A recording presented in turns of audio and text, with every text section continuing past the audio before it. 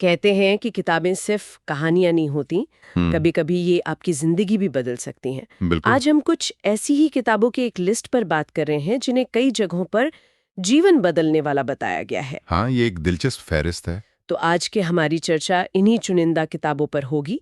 हम ये समझने की कोशिश करेंगे कि स्रोतों के हिसाब से इनमें ऐसा क्या है, क्या खास बात है।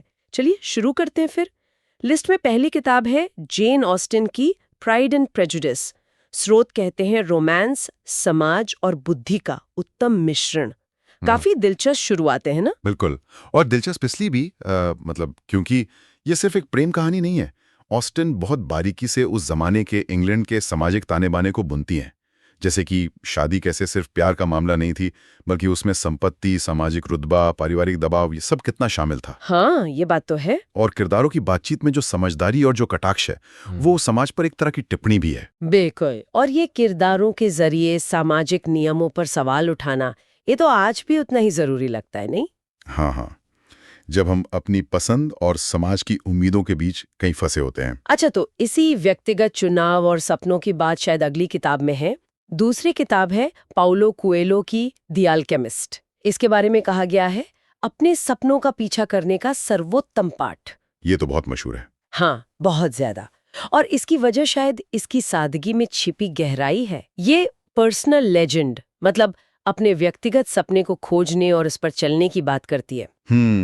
स्रोत इशारा करते हैं कि इसका संदेश सिर्फ मंजिल पाना नहीं, बल्कि उस यात्रा का महत्व है जिसमें आप खुद को खोजते हैं, संकेतों को समझते हैं, अपना भाग्य बनाते हैं एक तरह से। अच्छा। ये बाहरी सफलता से ज्यादा अंदर की आवाज सुनने पर जोर देती है। अच्छा, चलिए अब व्यक्तिगत यात्राओं से थोड़ा हटकर समाज और न्याय के बड़े सवालों की तरफ चलते हैं। तीसरी किताब है हार्पर ली की टू किल अ मॉकिंगबर्ड। स्रोत इसे कहते हैं न्याय और मानवता की दिल छू लेने वाली कहानी। और ये वाकई दिल को छूती है। इसका एक बड़ा कारण है कहानी का नजरिया। वो बच्ची का नजरिया है ना। हाँ बिल्कुल। हम पूरी कहानी स्काउट नाम की एक बच्ची की आंखों से देखते हैं, तो वो मासूमियत और जो कड़वी सच्चाई है उसके बीच का टकराव दिखता है। स्रोत बताते हैं कि ये किताब न सिर्फ हमें नस्लीय अन्याय और पूर्वाग्रहों का सामना कराती है, बल्कि एटिकस फिंच जैसे किरदार के जरिए नैतिक साहस और सहानुभूति का मतलब भी समझाती है। अन्याय के खिलाफ अकेले खड़े होने की हिम्मत। बिल्कुल। और शायद एक बच्चे की निगाह से देखने पर हम उन सच्चाइयों को ज्यादा गहराई से महसूस करते हैं जिनसे हम बड़े होकर शायद मुंह मोड़ लेते हैं। सही कहा। खैर, अन्याय की बात चल रही है तो अगली किताब तो हमें एक बिल्कुल अलग और ज्यादा डरावनी दुनिया में ले जाती है। चौथी किताब है जॉर्ज ऑरवेल की 1984। स्रोत के मुताबिक स्वतंत्रता और नियंत्रण की एक रोमांचक चेतावनी। इस पर तो आज भी बहुत बात होती है। हाँ, और इसकी प्रासंगिकता शायद कम होने के बजाय बढ़ी ही है। देखिए, ऑरवेल सिर्फ बाहरी सरकारी नियंत्रण या निगरानी, वो बिग ब्रदर की बात नहीं करते। स्रोत इस बात पर जोर देते हैं कि कैसे भाषा यानी न्यूज स्पीक, उसका इस्तेमाल सोच को सीमित करने के लिए किया जा सकता है। भाषा का इस्तेमाल। हाँ, यहाँ तक कि विद्रोही विचार की संभावना को ही खत्म करने के लिए।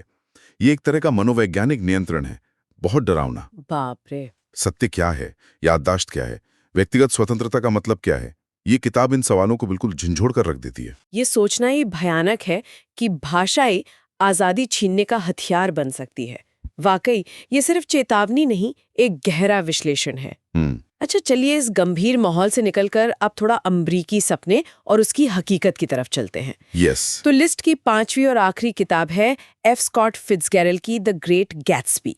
स्रोत कहते हैं प्यार, सपने और त्रासदी की कालातीत कहानी। कालातीत, हाँ शायद सही शब्द है। फिट्जगेरल्ड अमरीकी सपने के उस मोहक आकर्षण और उसके खोखलेपन दोनों को एक साथ दिखाते हैं। स्रोत बताते हैं कि गैट्सबी का डेजी के लिए प्यार, उसकी वो शानदार पार्टियां, वो मशहूर हरी बत्ती, ये सब सिर्फ एक प्रेम कहानी के हिस्से नहीं है। अच्छा। हाँ, ये असल में उस बीते हुए समय को वापस पाने की इंसानी इच्छा, वो महत्वाकांक्षा और आखिर में जो मोह भंग होता है उसका प्रतीक है। ये उस चमक दमक के पीछे की उदासी और त्रासदी को दिखाती है। आपको सोचने पर मजबूर करती है कि इंसानी इच्छाओं की सीमाएं क्या हैं। तो हमने देखा कि ये सूची हमें कहाँ-कहाँ ले गई। मतलब 19वीं सदी के इंग्लैंड से लेकर स्पेन के चरवाहे के सपनों तक। हाँ, और फिर अमेरिका के दक्षिण में न्याय की लड़ाई, एक भविष्य की डरावनी दुनिया। और फिर जैज एज अमेरिका की चकाचौंध और उदासी तक। वाह। सही कहा। और शायद इन किताबों का जो जीवन बदलने वाला पहलू है ना, वो सिर्फ उनकी कहानियों या किरदारों में नहीं है। जैसा कि स्रोत भी इशारा करते हैं, इनकी असली ताकत उन सवालों में है जो ये पढ़ने वाले के मन में छोड़ जाती हैं। जैसे समाज कैसा होना चाहिए, हमारे सपनों का क्या मोल है, नैतिकता क्या है असल में, सत्ता का चरित्र कैसा होता है, और इन सब के बीच इंसान होने का मतलब क्या है।